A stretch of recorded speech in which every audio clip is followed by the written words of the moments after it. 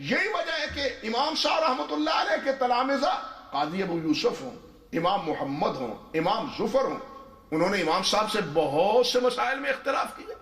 قاضی ابو یوسف رحمۃ اللہ علیہ انہوں نے کیا کیا ہے؟ حدیث میں آتا ہے نبی علیہ الصلوۃ والسلام نے فرمایا لا یباع اصلھا، کہ یہ جو وقف ہے، وقف کو نہ فروخت کیا جا سکتا ہے اور نہ ہی وقف میں وراثت چلتی۔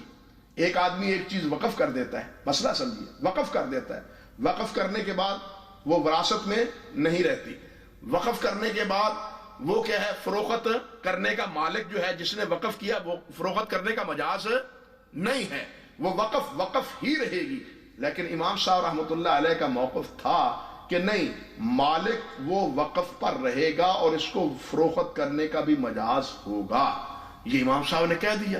لیکن قاضی ابو یوسف، امام محمد، دونوں شاگردوں نے امام صاحب کی مخالفت کی، کہنے لگے نہیں، یہ ہمارے استاد جی کا قول درست نہیں ہے، بلکہ اللہ اکبر لکھا ہے کہ امام صاحب رحمۃ اللہ علیہ قاضی ابو یوسف جب مدینہ طیبہ گئے ہیں اور وہاں صحابہ کرام کے اوقاف دیکھے ہیں، صحابہ کرام کی وقف شدہ چیزیں برقرار ہیں 1 صدی گزر جانے کے باوجود، اور حدیث یہ سنی امام مالک رحمۃ اللہ علیہ سے، اور اس حدیث کو صحیح بخاری میں امام بخاری رحمۃ اللہ علیہ نے بھی ذکر کیا، امام مالک نے بھی ذکر کیا اس کو، تو امام ابو یوسف فرمانے لگے لو بلغ ھذا الحدیث لقال به، امام صاحب کو یہ حدیث نہیں پہنچی، اگر امام صاحب کو یہ حدیث پہنچ جاتی، صحابہ کے یہ ان اوقاف کا علم ہو جاتا، تو وہ فتویٰ نہ دیتے جو پہلے انہوں نے دیا ہے، وہ سمجھ لیتے،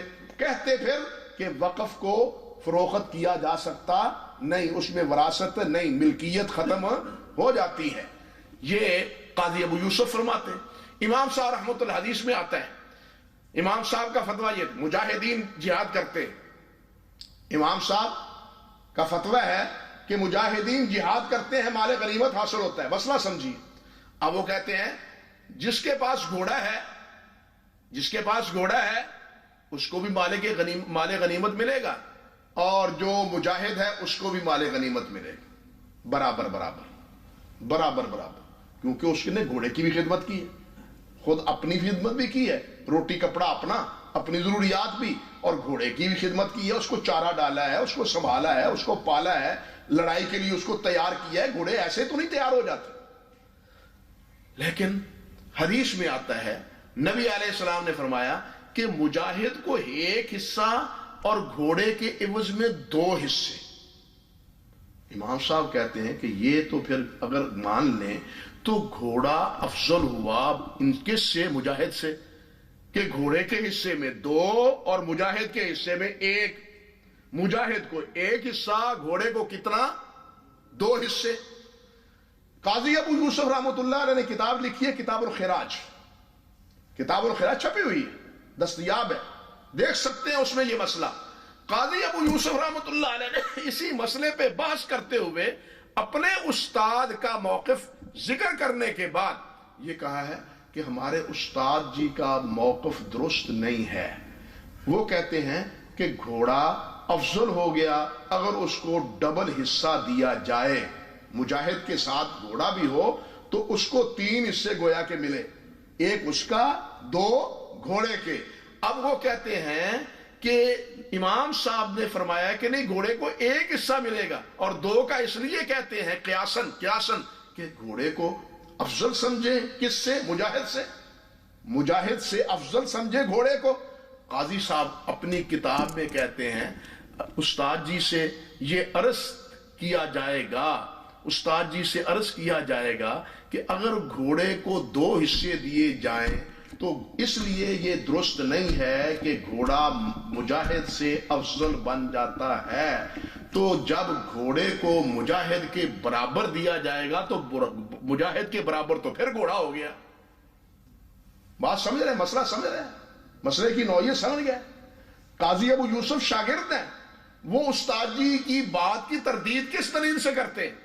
وہ کہتے ہیں کہ استاد جی نے فرمایا ہے کہ اس 2 حصے گھوڑے کو دینے کے نتیجے میں گھوڑا افضل قرار پائے گا، حالانکہ مجاہد مسلمان کہاں جانور اور کہاں انسان ہے؟ کتنا فرق ہے؟ قاضی صاحب کہتے ہیں استاد جی فرق اور بھی ہے کہ اگر ہم برابر سرابر رکھیں تو پھر بھی گھوڑے کو مجاہد جب برابر ہی رہا نا تو پھر جانور کیا ہے؟ انسان اور جانور برابر ہوا. جب انسان اور جانور برابر ہے نہیں تو پھر برابر دینے میں جو آپ برابر دیتے ہیں تب بھی تو مجاہد کی توہین لازم آتی ہے. اس لیے موقف وہی درست ہے جو نبی کریم حضرت محمد رسول اللہ نے فرمایا ہے کہ نبی علیہ السلام نے یہ فرمایا ہے ہمارے استاد کو اگر نبی علیہ السلام کی یہ حدیث پہنچ جاتی تو وہ یہ قیاساً فیصلہ اور فتویٰ نہ دیتے. کتاب الخراج میں تفصیل سے امام ابو یوسف رحمۃ اللہ علیہ نے اس مسئلے کو مبرہن کیا ہے. اسی طرح آپ دیکھیے ایک مسئلہ ہے معروف کہ ولی کے بغیر نکاح جائز ہے یا نہیں. ہمارے ہاں مسئلہ چلتا ہے ولی کے, یہاں بھی پاکستان میں تو جناب عدالتوں کے ذریعے نکاح ہو رہا ہے, باپ کو خبر ہی نہیں ہوتی. جرانہ لگا, انا للہ و انا الیہ راجعون, کالج میں اور سکولوں میں جرانہ لگا, آنکھ لڑ گئی, نتیجہ کیا ہوا؟ عدالت میں جا کے نکاح کر لیا اور باپ والدین کی رسوائی جو ہوئی پناہ بخدا, وہ نکاح درست ہو گیا. لیکن اللہ کے رسول علیہ الصلوۃ والسلام نے کیا فرمایا؟ لا نکاح الا بولی, لا نکاح الا بولی, ولی کی رضا کے بغیر نکاح نہیں ہے. جامع ترمذی روایت میں ہے, ابو داود میں ہے, سنن مسانید کی روایت میں ہے, روایت بھی صحیح ہے, نبی علیہ السلام نے فرمایا. ہاں جی, لیکن امام صاحب فرماتے ہیں کہ ولی کی اجازت ضروری نہیں ہے, عورت اگر راضی ہے تو نکاح ہو سکتا ہے. لیکن اس مسئلے میں بھی قاضی ابو یوسف اور امام محمد رحمہم اللہ دونوں نے امام صاحب سے مخالفت کی. کس بنا پر مخالفت کی؟ اسی حدیث کی بنیاد پر, کیونکہ استاد جی کہہ گئے تھے اذا صح الحدیث فہو مذہبی. استاد جی شاگردوں کو سمجھا گئے تھے نا کہ اذا صح الحدیث فہو مذہبی, جب حدیث صحیح مل جائے تو وہی میرا مذہب ہے. اب شاگردوں نے حدیث پالی, امام صاحب کا مذہب یہی سمجھا, اسی کو قبول کیا, جو امام صاحب کا پہلا فتویٰ تھا اس کو خیر بات کہہ دی. بات سمجھے یا نہیں؟ اسی طرح بہت سی مثالیں.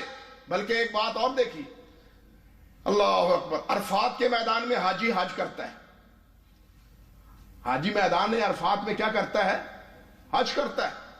وہاں میدان عرفات میں نبی علیہ الصلوۃ والسلام نے ظہر اور عصر کی نماز ایک وقت میں پڑھی. نبی علیہ السلام نے ظہر اور عصر کی نماز ایک وقت میں پڑھی. اللہ اکبر. اب سوال یہ پیدا ہوتا ہے کہ کیا وہاں حجاج کرام عرفات میں ظہر اور عصر کی نماز ایک وقت میں پڑھیں؟ علماء کہتے ہیں, امام صاحب کا فتویٰ یہ ہے کہ اگر تو مسجد نمرہ میں امام کے پیچھے ہوں تو دونوں پڑھ لیں, اگر اپنے اپنے خیمے میں ہوں تو ظہر کی نماز ظہر کے وقت, عصر کی نماز عصر کے وقت. اب بھی اس وقت بھی ہمارے علماء احناف یہی فتویٰ دیتے ہیں.